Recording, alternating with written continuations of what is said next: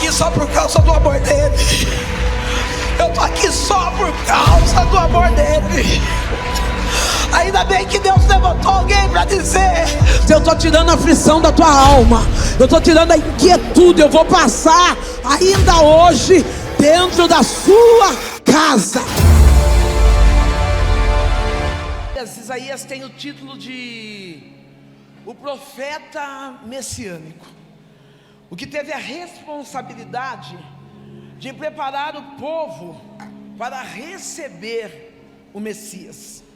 Isaías é aquele que veio adiante, dizendo que então nascerá um filho, e o seu nome será Conselheiro, será maravilhoso, Deus forte, Pai da eternidade, Príncipe da paz. Quando nós paramos para ler o verso 43, Isaías já está trabalhando com uma nação que está enferma no seu emocional, trabalhando com uma nação que, embora esteja debaixo de promessa, elas estão travadas por palavras do homem. Eu já estou liberando uma palavra aqui. Você não está debaixo de palavra do homem, você está debaixo de uma promessa. Não, talvez você olhando o cenário da sua casa, da sua vida, você vai dizer: pastora, eu não estou conseguindo entender o ambiente. E aí Deus diz assim: traz a memória aquilo que te dá esperança, traz a memória que eu falei no início, quando começou, ressuscita de novo as lembranças das coisas boas, para que você possa continuar firme nesse presente. Quando eu conto e falo do meu testemunho, eu falo com meu coração tão agradecido. Às vezes eu choro e alguém pode achar assim: ela não está curada. Imagina, eu estou com o coração transbordando da bondade de Deus. Eu falo ao Senhor que eu estou disposta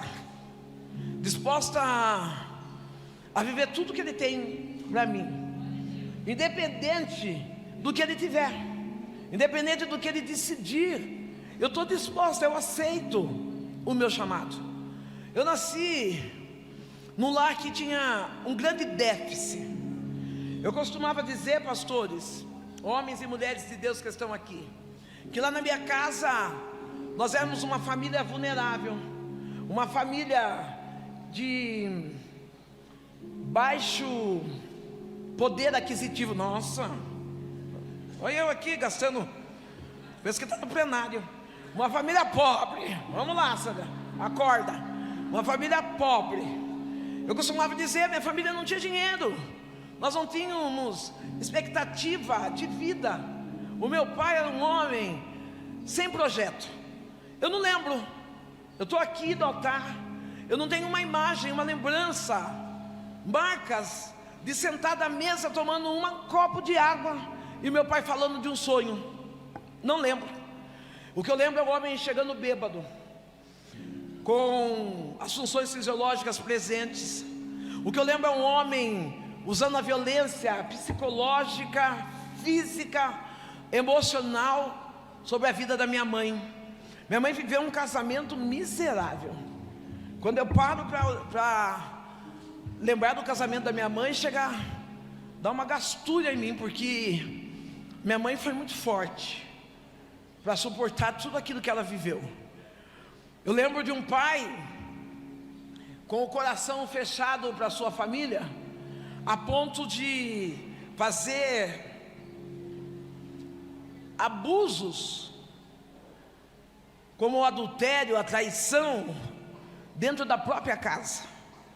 A minha casa era uma casa tão pobre, que uma certa feita nós morávamos num quintal onde tinha 7 casas, e eu lembro como se fosse agora. Naquelas 7 casas teve um problema no esgoto ou fossa, e o encanador veio arrumar. Ele arrumou, ele abriu uma vala na cozinha da minha casa. Deve ter atingido outros cômodos, eu estou lembrando da cozinha da casa da minha mãe.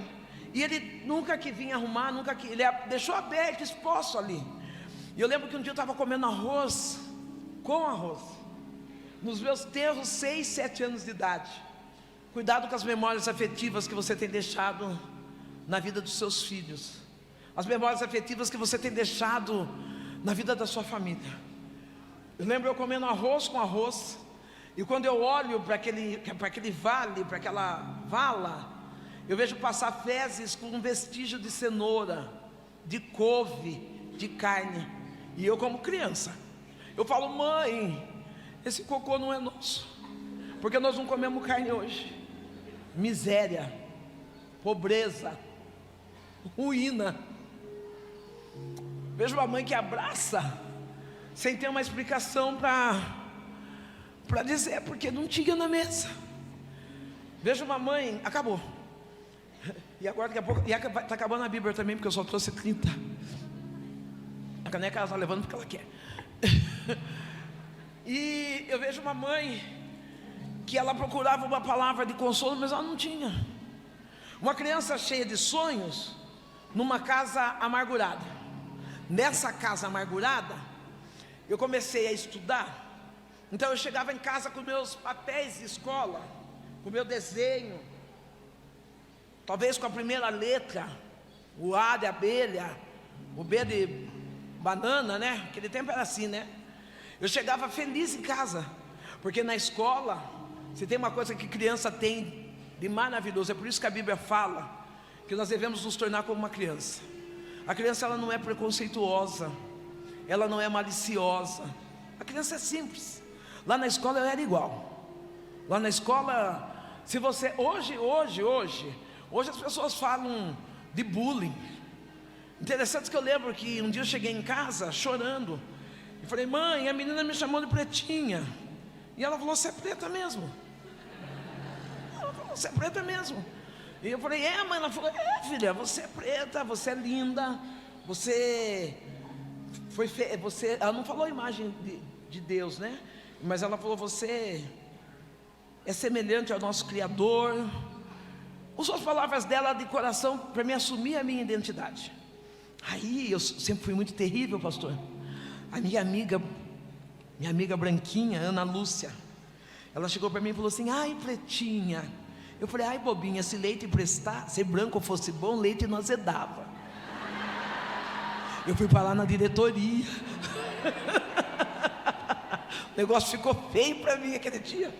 Mas não tinha essa briga de bullying, não tinha essa briga de provar quem a gente era.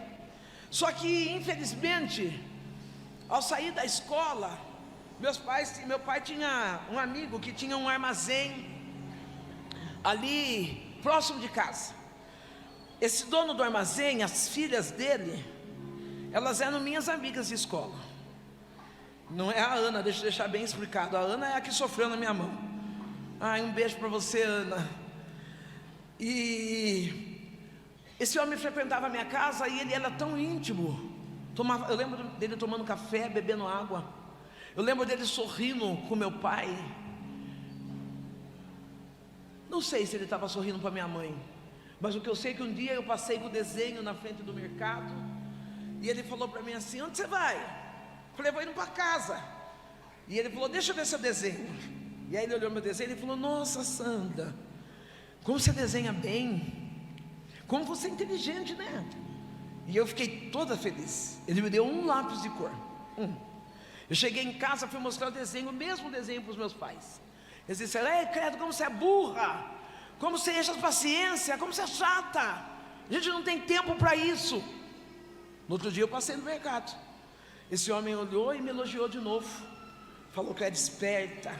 Só que aí ele me deu o pênis dele na minha boca, já não era mais um lápis. Na outra vez que eu passei, ele colocou a minha parte íntima na boca dele. Porque eu saí de lá com 2 pães, eu saí com uma lata de sardinha. Talvez você está olhando e dizendo: ah, pastora, eu vejo tantas pessoas que lutam, brigam para ter ministério. O maior ministério é a sua casa. Talvez você está aí num tempo de guerra, trocando de igreja, de púlpitos, para querer receber uma unção sacerdotal, de bispo, de arcebispo, de quarta pessoa da Trindade. Deus já deu um ministério chamado família. Não adianta você fazer um sucesso aqui em cima e ser péssimo lá dentro da sua casa. É lá que é o ministério principal. É lá dentro da casa que existia o grito de uma menina de 8 anos, que estava sendo abraçada, que estava sendo amassada, que estava sendo derrotada na mão de um pedófilo, e não tinha um pai e uma mãe para dizer: eu estou aqui, me socorre. Eu vi o pedófilo chegar dentro da minha casa, e com um olhar, ele me dominava. Ô pastor, eu sei o que é um silêncio guardado dentro do peito. E eu louvo a Deus hoje por eu ter a oportunidade de alertar famílias, por eu ter a oportunidade de pregar tão livre dentro das igrejas, dizendo: cuidado, cuida da sua casa, cuida do seu filho, cuida da sua família. E essa responsabilidade não é só da mãe. Você não tem ideia a falta que um pai faz. Eu não tive a presença do meu pai, porque a maioria das vezes que eu vi meu pai bêbado. A maioria das vezes que eu vi meu pai brigando, eu vi meu pai na cama com outro homem, com outra mulher.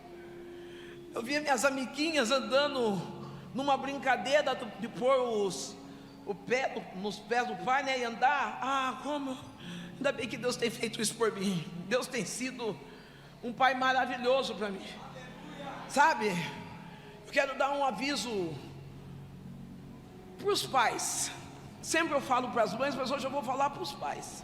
Talvez você, na sua carreira de vida aí, não conhecia o Evangelho, ou conhecia o Evangelho, e não deu certo o seu casamento, ou alguém engravidou de você, na época que você estava solteiro. Poxa vida, não deixa de ser pai não.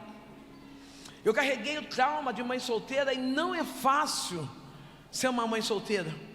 Depois eu vou chegar lá. Não é a sua pensão alimentícia que faz você ser pai, é a sua presença.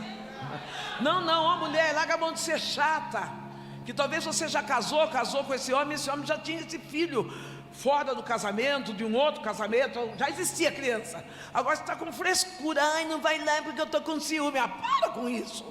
Você sabia que ele tinha filho, você não segura a sua casa? Traz essa criança para perto. Livra essa criança dos traumas da vida. Eu passei pela mão do pedófilo, e eu não sou terapeuta, então eu vou usar a frase que eu posso usar. Eu não sou terapeuta. Foi com 12 anos de idade, talvez, quem sabe, eu já estava com um jeito de mulher. As pessoas falam que eu sou de baixa estatura, mas eu lembro que na minha classe eu era maior. Eu já devia estar com um jeitinho de mocinha. Esse pedófilo me abandona. Foi a primeira vez que eu senti a dor do abandono. Eu podia falar que era livramento, eu podia falar um monte de coisa, mas eu senti a dor do abandono. Foi ali que eu parei de ouvir "você é bonita". Foi ali que eu parei de ser importante para alguém. Foi ali que eu vi que ninguém me admirava. Um pai alcoólatra, que deixou uma marca no aniversário da minha mãe. Uma das últimas vezes que eu vi meu pai, a minha mãe estava trabalhando de empregada doméstica. A patroa dela levou uma lasanha para ela de presente de aniversário de Natal, de presente de aniversário de idade, dia 4 de julho. No dia 4 de julho, essa patroa chegou na casa da minha mãe, deu a lasanha para minha mãe. E quando meu pai viu minha mãe com aquela lasanha, pegou da mão da minha mãe e evacuou em cima da lasanha. Eu lembro minha mãe chorando, com aquela lasanha no chão. Meu pai era aquele homem que fazia xixi na jarra, colocava dentro da geladeira, para a gente chegar lá ver se a gente bebia o xixi dele. Miséria. Eu poderia dizer que era miséria financeira, mas não era não. Era miséria espiritual. Na casa onde não tem Jesus, falta tudo, viu? Não, talvez você está achando que o que vai trazer a felicidade para você é o emprego, é o status, é a dinâmica. Não, na casa que não tem Jesus, falta tudo. Tem um homem que eu acho que a cor da sua blusa é verde. Se puder clarear um pouquinho só a luz da igreja para me ajudar, fica de pé um pouquinho, querido. Se não for verde sua camisa, me ajuda. É parente, se não é verde é parente. Relemai a sol de Kira, relemai choni refácia, adeni recobia. Quando eu conto as marcas que eu trago da minha infância, eu lembro de uma mulher aqui de pé que superou.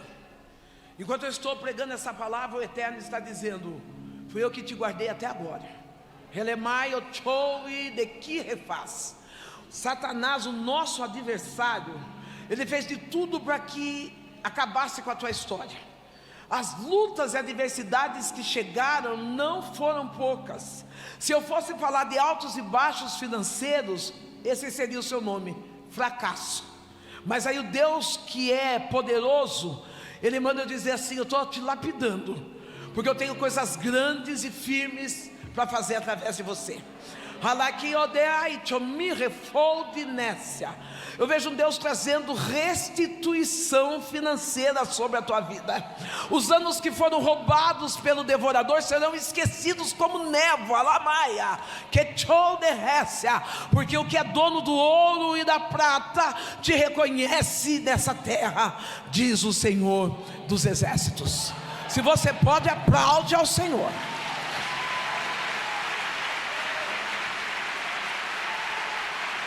No meio dessas dores, o meu pai, com 37 anos de idade, aquele homem alcoólatra, rude, aquele homem ruim, nós temos um privilégio. Deus nos dá uma nova casa, nos dá uma nova moradia. E nessa nova moradia, uma casa estratégica. Diga, uma casa estratégica.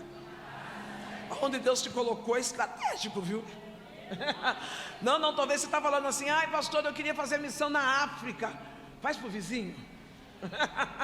Eu queria fazer missão na Alemanha. Faz no emprego. Está tão fácil ali, né? A gente fala assim: ai, mas não. Eu tenho uma experiência que as pessoas falam: não pode falar, mas o meu jargão é: posso falar? Eu cheguei aqui, eu vi essa pastora montada de um brilho aí, eu falei: uau, glória, aleluia. Eu fui numa igreja, eu não vou contar onde, quase que escapou. Fui numa igreja, aí na terra. E quando eu cheguei na igreja, eu tenho um costume: se você abrir minha bolsa agora, você vai achar um vidro de perfume. Isso aí é rotina, porque eu fico o dia todo na cama e não dá tempo de eu resolver a minha vida. Então, se falar: pastor, tem que ir, só passo um lenço umedecido, dou uma espirrada no perfume e vou, né? E à noite a gente toma banho. Mas eu cheguei na igreja, essa pastora estava num cheiro horrível, suor, na minha linguagem, sovaco. E eu falei: nossa, que pastora fedida. Não é. Falei: que pastora fedida. E ela me abraçou com tanto carinho, e ela disse para mim assim: pastora, como a senhora é cheirosa. E eu sentei ali na igreja, eu fiquei com meu coração quebrantado ali, observando. Ela estava com um menino grandinho, mas mamava. A criança dava umas 3, 4 sugadas do peito e corria. Eu falei: eu acho que nem ele está aguentando o que está embaixo do braço da mãe dele. E eu olhava, e o marido dela, quando levantou, ele levantou chique. Ele levantou bonito, porque o homem colocou uma camiseta, uma calça jeans, ele já está, né? Ele estava de terno, estava bonito. E ele pregou tanto sobre a África que até eu fiquei com vontade de ir, a respeito do chamado que ele tem para essa África. E eu não sou contra, não. E pai, mas eu fiquei olhando para ele e falei: puxa vida, se ele tem tanto dó dos miseráveis da África, será que ele não vai ter dó dos miseráveis da mulher dele? Ele não está vendo que ele está abandonando a casa? Ei, querido, eu não sei qual é o seu projeto, não, mas você não pode abandonar a sua casa por causa desse projeto. Não, eu não sei qual é o plano que você tem aí, qual é o seu desejo, qual é a sua expectativa, mas aí você vai viver sobre isso e não vai olhar a necessidade que está faltando sobre sua família, sobre a sua casa. E quando acaba o culto, Eu sei que a gente não pode ter ranço, pastor, mas eu tenho ranço dessa Cecília, ranço. Não sei quem é, não quero saber, tem raiva de quem sabe. Mas sei que quando acabou o culto, ela veio me abraçar, a esposa do pastor, e ela falou de novo: como você é cheirosa. Eu falei para ela: a senhora gostou do meu perfume mesmo?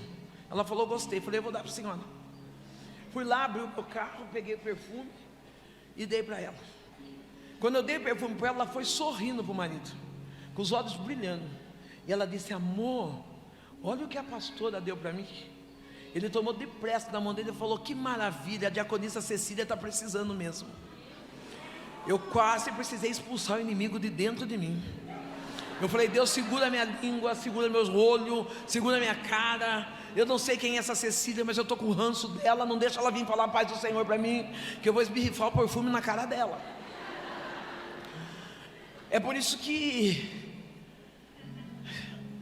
às vezes eu vejo mulheres que estão amarguradas, porque o homem, o líder, está cuidando de tanta gente e não está cuidando dela. Está cuidando de tanta gente, está esquecendo de olhar para a esposa. Não, quando eu olho para o pastor, eu já colo na esposa. Eu olho, ela tem dente? Estou sendo sincero. Ela tem dente? Se ela está quebradinha, eu falo: pastor, é ruim. Porque mulher quebrada é casada com homem ruim.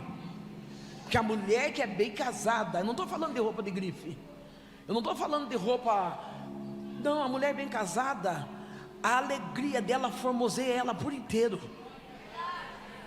Ô marido, tem homem que até deu uma pegada assim, falando: amor, estou aqui.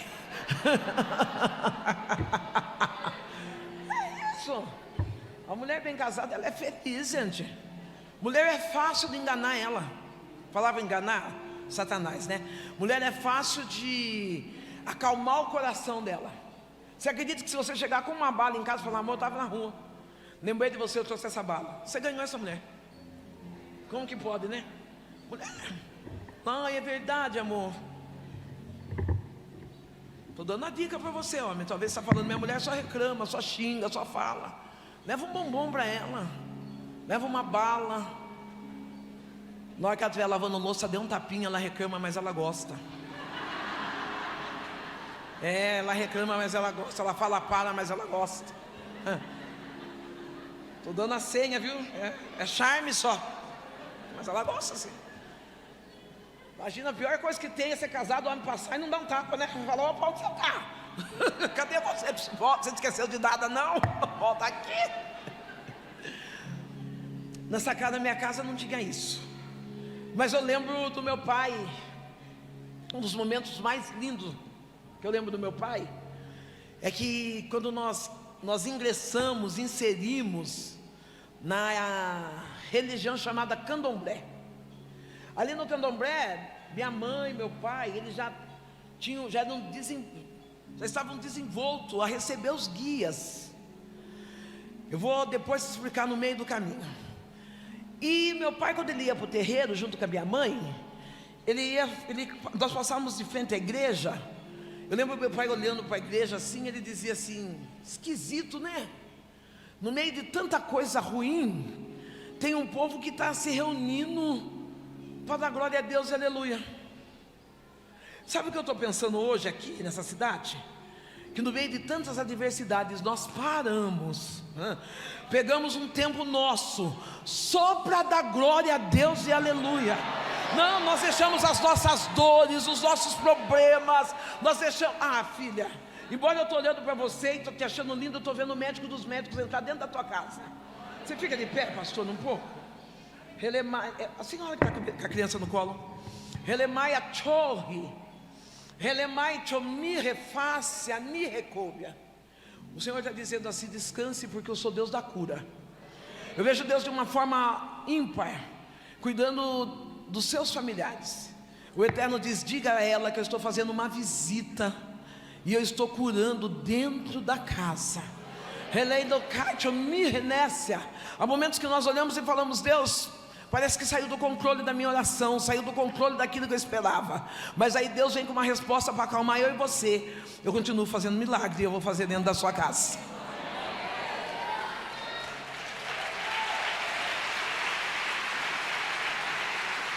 Aquele homem rude, bravo, aquele homem, ele está ouvindo glória a Deus e aleluia, e num dia qualquer, num momento qualquer, ele não vai no terreno, ele entra na igreja. Quando ele entra na igreja, tem uma palavra liberada para a vida dele, e a palavra é: eis que eu, o Senhor do teu Deus, estou te preparando um lugar. O meu pai é aquele homem alcoólatra, aquele homem que violava a saúde mental da sua esposa, aquele homem, ele aceita Jesus Cristo. Ainda bem que alguém entendeu. Ainda tem esperança para você, ainda tem esperança para sua casa, tem esperança para a tua família. Talvez você está dizendo assim: pastora, mas não tem ninguém orando, só está eu, querido. Também não tinha ninguém orando pelo meu pai, mas o Senhor alcançou meu pai. Ele aceita Jesus e ele chega em casa com Bíblia na mão, sorriso no rosto, e ele diz assim: Benedita é minha mãe, eu aceitei Jesus, eu aceitei Jesus. A minha mãe, quem ela é? Uma mulher ferida.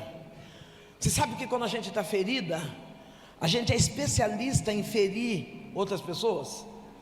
Talvez você não entendeu. Ainda mais nós que lidamos com o público, com gente. Às vezes a gente chega a abraçar alguém, a pessoa está com aquela cara ruim, fechada, né? E a gente fala assim: nossa, eu não fiz nada. É porque aquela pessoa está ferida. Tenha um pouco de paciência, derrame amor sobre ela. Não importa o que oferecem para você, importa o que você está oferecendo para os outros. Quando eu faço, eu não faço por aquilo que vem para mim, eu faço por aquilo que eu acho muito melhor, pastor, dar do que receber. Meu pai chega, minha mãe não está entendendo, porque ela não está inserida no negócio. Ela fala assim: você é crente agora? O que minha mãe estava querendo dizer? Ela estava lá no terreiro ela era valorizada, ela já estava indo para ser mãe de santo. Então o povo já tem aquele negócio de tomar passe com ela. Ela estava, né? E ela quis dizer: agora inventa de ser crente. E aí?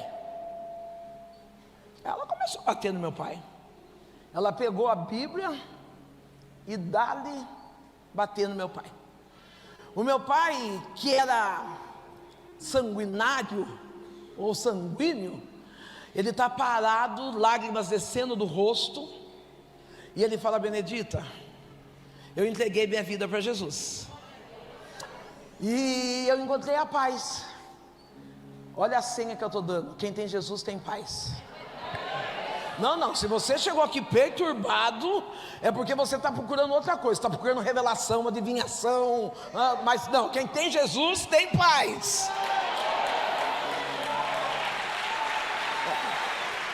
Não, vem a tempestade, haja o que houver, venha o que vier, nós acreditamos que Deus vai prover de novo. Minha linda de jaqueta preta, fica de pé atrás de você, fica calma, você. Relemaia chorre, que ni hai chomi refaia lemi de que de faz. Desistir de viver por quê? Há momentos que a depressão chega e você diz: será que vale a pena? E aí o Deus que é soberano, Ele vem para curar você do lado de dentro. Ele diz: o que você viveu no passado não se compara com o que eu estou escrevendo para o teu futuro. Ele é Moldecai, Molde de Kira. Você diz: eu passei por tantas desilusões amorosas, desilusões dentro de casa, mas Deus está dizendo: está chegando um novo tempo. Eleia Chou de Kira. Quando você deita, a lágrima cai e você diz: Deus, eu não vou suportar. E aí Deus fala para mim assim: diga para ela, aguenta mais um pouco, porque a tua vitória está logo ali. A depressão não será o teu carimbo, a tristeza não será o teu carimbo, mas tu irás saltar de alegria, diz o Senhor dos Exércitos. Eu vou bater. Meu pai, ele está apanhando da minha mãe com a Bíblia, aí ele já não agride mais minha mãe, cai lágrimas dos olhos dele, e ele diz assim: Benedita, eu encontrei a paz, e nada vai tirar minha paz. Minha mãe fala: então eu quero que você vá embora de casa. Ele falou, eu vou. Começou a arrumar as coisas, eu comecei a chorar. Minha mãe falou assim, ó, de dó dela, você dorme aqui hoje. Meu pai tinha 37 anos de idade. Você dorme aqui hoje, mas amanhã cedo eu quero que você vá embora. De madrugada, a minha mãe contava que ela sentiu uma indisposição, e ela levantou e foi acender vela para os Exus. Acendeu vela para os Exus, riscou o ponto do Exu dela. E quando ela foi voltando para o quarto, ela viu uma sombra passar na costa dela. Ela falou, meu Deus, tem gente em casa. Ela correu, foi chamar meu pai. Gico, acorda, tem gente em casa. Meu pai estava morto. Deus realmente preparou o lugar. Talvez você chegou aqui dizendo, não tem mais jeito. Não tem mais jeito para o meu marido, não tem mais jeito para o meu filho, não tem mais jeito, parou, acabou, é mentira de Satanás. Se Deus falou que vai salvar, não importa onde ele esteja, a mão amiga de Deus está chegando hoje para trazer esperança para o teu coração, dizendo, não desista, não abra mão, porque eu não sou um Deus que faço promessas em vão. Se eu falei, eu sou fiel para cumprir, diz o Senhor. Crescemos. Meu pai morreu com 37 anos. Eu passo a dor. Vocês vão falar, você sentiu falta do seu pai? Não sei falar. Prefiro deixar assim. Meu pai nunca foi mal para mim. Meu pai, porque eu lembro do meu pai pegando, eu bêbado, levando eu no bar, eu sentado na porta, os amigos dele dando doce para mim, eu comendo. Ele bebendo as pigas dele, sabemos lá, um dia eu ia embora com ele, um dia eu ia embora com outro bêbado, nenhum dos amigos dele daquele nicho, e eu aprendi algo maravilhoso com meu pai. Eu vi meu pai apanhar na porta do bar, eu vi meu pai ser expulso do bar. Você acredita que ele ia sempre no mesmo bar? Nós crentes devia ser assim, né? Nós qualquer coisinha quer mudar de igreja, qualquer dorzinha de barriga, pelo amor de Deus. Não, pastora, hoje não riu para mim, não sabe se a pastora que a pastora enfrentou, vou mudar de ministério. Como se ficar comigo. Eu falo assim, eu falo que as pastoras que me recebem tem que ser sarada. Porque todo mundo fala, pastor, eu te amo, você é linda. É porque você só veio 30 minutos, 40 aqui no altar. Fica 3 dias em casa, se você vai falar, pastora Sandra, só o sangue. 3 dias é o suficiente para você abrir mão de me amar. TDAH, esquecida, acumuladora de informação. Eu fazia minha agenda, eu marcava 3, 4 agendas no mesmo dia, gente. Ficava pastor ligando para mim, você não vem? Eu falava, mas eu estou aqui pregando. E não é por maldade, é porque é da gente, não é? Meu pai morreu. Eu não vou falar para você que eu não senti falta ou que eu senti falta. É algo, vamos por neutro. Estou eu e minha mãe. Eu estou com a dor do abandono da pedofilia, porque eu já passo ali na porta do pedófilo, o pedófilo já não está nem aí comigo mais. A minha mãe está inserida ali no terreiro, e eu com meus 12 anos de idade, eu caí na prostituição. Eu não ia na prostituição para ganhar dinheiro. Eu ia porque eu fiquei com raiva de mim. Eu fiquei com raiva. Eu achava que eu não tinha direito de ser amada, que Deus me fez para viver para vergonha, que tantos complexos que Satanás foi colocando dentro de mim, eu fui me afundando. Eu fui indo para a bebida. Graças a Deus, não que a bebida também é uma droga, mas graças a Deus que eu não usei outra fórmula química, não ser a bebida e o cigarro. Vocês entenderam, né? Não estou amenizando nem dos lados. Mas eu era alcoólatra, eu bebia em torno de 2 a 3 litros de pinga por dia. Eu fazia as coisas a céu aberto. Eu era um vexame. E minha mãe estava lá no terreiro. Eu lembro que uma vez eu fui buscar minha mãe no terreiro. Minha mãe foi fazer a cabeça para ser mãe de santo. Meus avós levaram eu para buscá-la lá em Santos.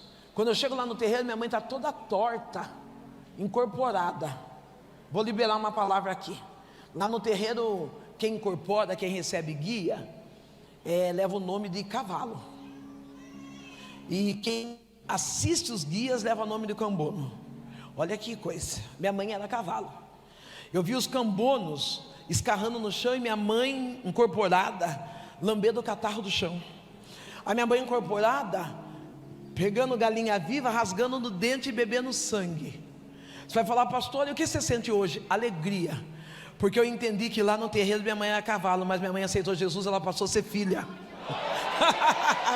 Ainda bem que você entendeu. Você não foi chamado para ser cavalo de Satanás, mas você é escolhida para ser filho, filha de Deus.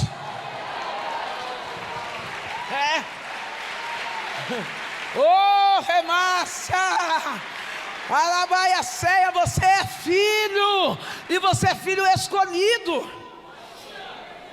Nós estamos ali perdido nas emoções, na vida financeira, na religiosidade, perdido na vida. E eu escolhia um lugar estratégico. Eu bêbada, eu ia na porta da igreja. Na porta da igreja eu ficava lá dançando.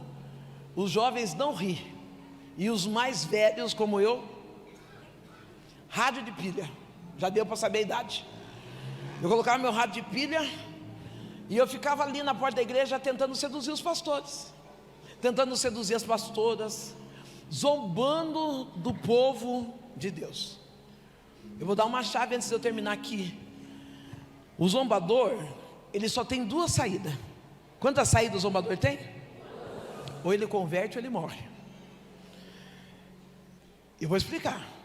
Talvez tenha alguém que está zombando de você, tem alguém que está zombando da sua história, está zombando das suas dores. Não se preocupe, ou logo logo ele vai estar sentado do seu lado dando glória, ou ele vai morrer. Não tem outra saída. Eu lembro que aqui não tem, mas lá na igreja onde eu ia, tinha uma pessoa, algumas pessoas, aqui não tem. Tinha algumas pessoas que quando me via bêbada de shortinho dançando, com a blusinha esturricada aqui em cima, elas desviavam o olhar, entravam pela porta lateral. Eu dei até um nome para elas: quarta pessoa da Trindade. Porque tem pessoa que é especialista em mandar gente para o inferno e não ensina o caminho do céu. A Bíblia diz, pastores, que a chave do inferno nem Satanás tem. Eu não sei porque que tem crente que está segurando essa chave. Solta essa chave do inferno e começa a ensinar o povo para o céu. Não, para com esse negócio de querer ser julgador, dizendo, não, fulano vai para o inferno. Você não sabe a história que Deus está escrevendo. Você só pode ajudar Deus a trabalhar em favor de todos. A Bíblia diz que aquele que leva a preciosa semente, não aquele que leva a fofoca, que leva a contenda, que leva o descaso, mas que leva a preciosa semente, com certeza voltará com alegria. Para de ser julgador. Eu bêbada, aquelas pessoas da quarta Trindade olhavam e achavam como escândalo. Mas Deus levantou uma menina de 6 anos de idade. Quando ela me via bêbada ali na porta e eu dançando, ela vinha correndo, me abraçava e ela dizia: ah, Sandrão, se tu soubesse como Jesus te ama. Você consegue olhar para quem está do teu lado e dizer: Jesus te ama? Talvez você que é uma mulher solo, solteira, viúva, divorciada, você está aí chorando por causa do amor do João, chorando por causa do amor do Moacir. Ei, eu vim para dizer para você que Jesus te ama. Não, talvez, e aqui vai ficar fácil de eu falar. Quantas mulheres, eu estou falando mulher. Não, criança de 15 anos não dá para chorar por causa de homem, não. Criança de 15 anos, se estiver chorando por causa de homem, o pai e a mãe pode pegar a vara. A Bíblia diz: corrige o seu filho com... Então pode pegar a vara, não pode espancar. Espancar essas coisas aí não, esse negócio de pega cinta, ferro, essas coisas, não, isso aí não pode. Mas uma varinha de marmelo, põe para lavar louça, ocupa a cabeça dessa menina de 15 anos. Mas a mulher adulta, se você estiver divorciada, viúva, solteira acima dos seus 35 anos, a gente faz piadinha, né? Apressa-te, Senhor. Não, nós não somos da 25 de março, nós somos joias do Senhor. Nós somos mulheres preciosas. Para, se você está vivendo isso, se você como mulher adulta, você está vivendo uma vida de adultério, porque se você não é casado, o nome disso é adultério. Se você está vivendo uma vida de adultério, sai dessa, querida. Não, está chegando o dia 12, você já está quase entrando em crise, porque você não pode postar sua foto com ele no perfil. Então cai fora enquanto dá tempo, porque Deus te ama e tem um plano perfeito para a sua vida e para a sua história. Não, você não é a arca de Noé para estar recolhendo animal. Deus tem um relacionamento santo para a sua caminhada ainda. Tem relacionamento santo, sim. Sai da área de desespero. Eu estou entrando com um projeto e o dono do projeto é assim, ó. Solo sim, sozinha jamais. Aí é só para nós solteira, viúva, divorciada. Nós vamos bater papo, nós vamos viajar, nós vamos fazer conferência, nós vamos falar de Jesus, vamos tratar só com mulher madura, porque eu sei que a igreja tem dificuldade. A igreja mudou os nichos, né, pastor? Mudou. Quais são os nichos hoje? Eu falo por mim. Quando eu me converti, eu não tinha idade nem para mocidade e não tinha perfil para as irmãs. Aí você vai no culto das irmãs, a mulher fala assim: lava a louça lava a roupa do seu marido. Eu não sei o que, você fica ali. Que hora que Deus vai falar comigo, né? Eu não tenho marido, parece que a gente não é crente, a gente está fora do cenário. Aí você vai com o jovem, você quer fazer uma viagem, o jovem está desempregado. Então tem que ser essas mulheres maduras que falam assim: não, eu tenho condições de fazer uma excursão no Brás. Bora nós pro Brás gastar ali no cartãozinho nosso pelo menos R$100, tirar foto, estou no Brás. Encontros de mulheres maduras para trocar experiência, conversar, pregação, conferência voltada a nós, para nós ressignificarmos a nossa história, para buscar a elegância do amor próprio. Você sabia que o amor próprio é importante? Eu já fui uma dependente emocional. Eu já fui uma mulher que me arrastei no chão, a ponto de pedir para um homem: fica comigo e fica com a amante, não larga de mim não. Hoje eu olho para mim e falo: Sandra, onde você estava com a cabeça? Dependente. Precisei de tratamento, precisei de ajuda, porque eu vim me arrastando da mão de um pedófilo, depois vim me arrastando da mão da prostituição. Quando eu cheguei na igreja, não existiam essas igrejas, pastores, que as pessoas batem tanto. Eu vou falar aqui, está gravando, parede preta. Existia 4, 5 ministérios. Esses 4, 5 ministérios trabalhavam como? Conhecereis a verdade te libertará.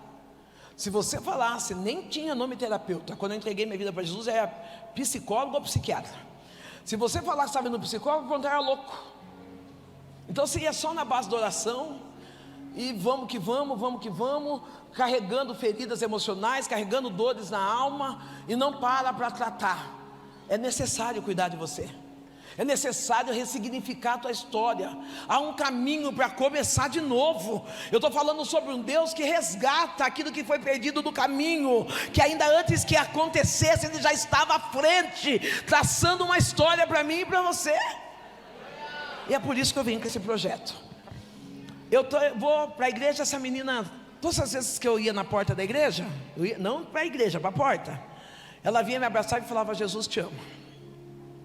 Eu já assistia culto lá na minha casa. Eu e minha mãe, de domingo a gente levantava, fazia um copão de caipirinha, ligava a televisão. Os pastores da televisão, eles diziam assim: ó, você que está na sua casa, com um copo de pinga na mão, Deus tem uma palavra para você. Eu e minha mãe: para nós. Nós chorávamos e tomava pinga.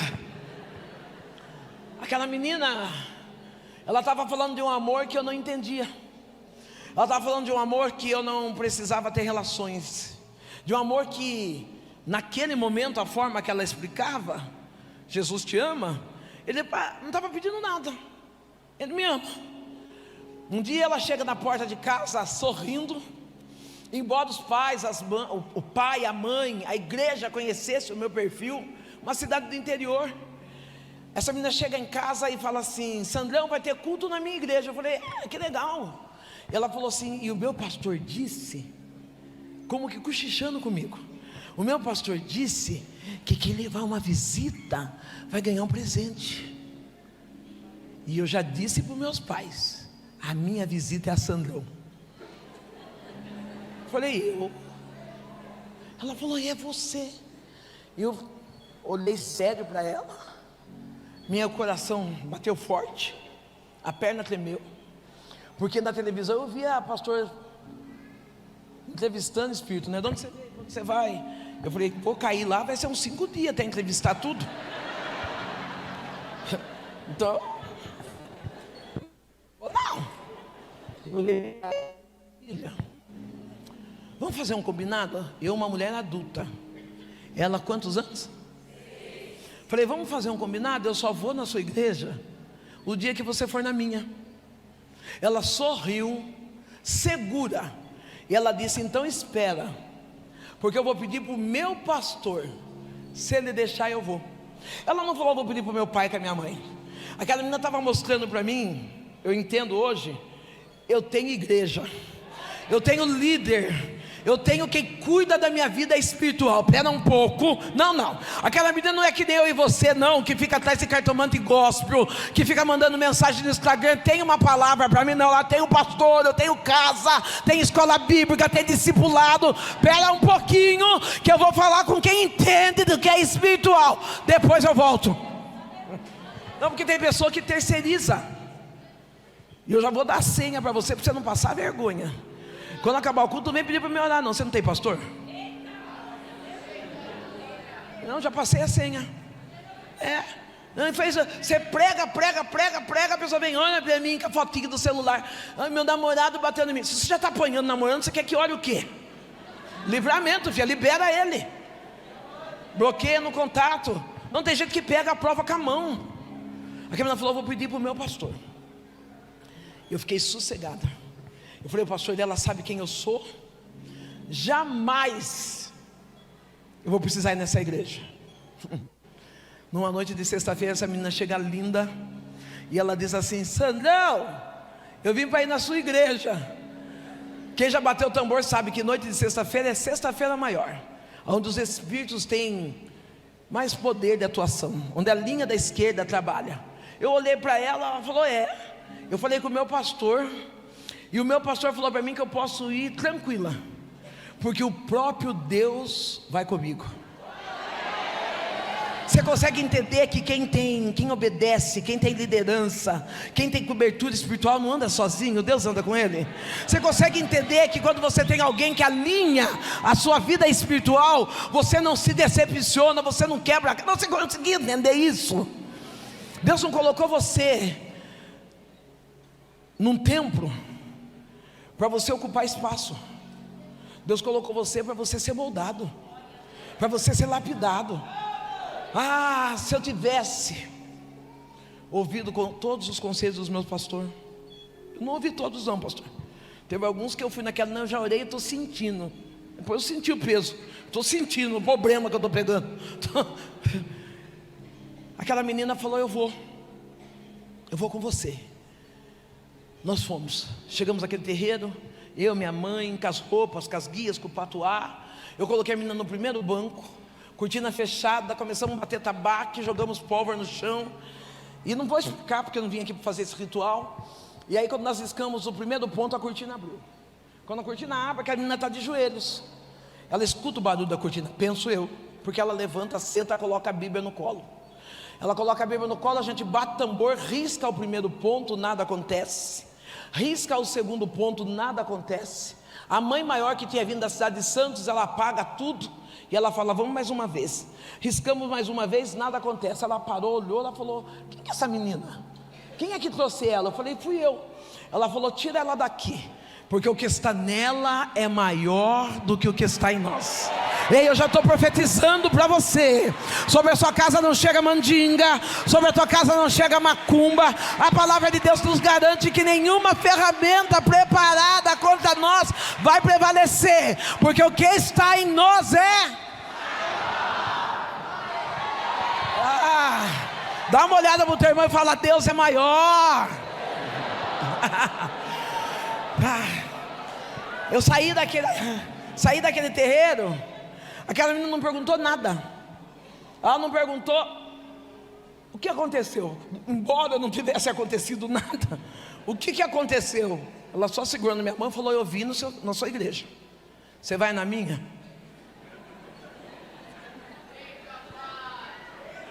Eu fui na igreja, eu ouvi a palavra, eu chorei, eu senti Deus.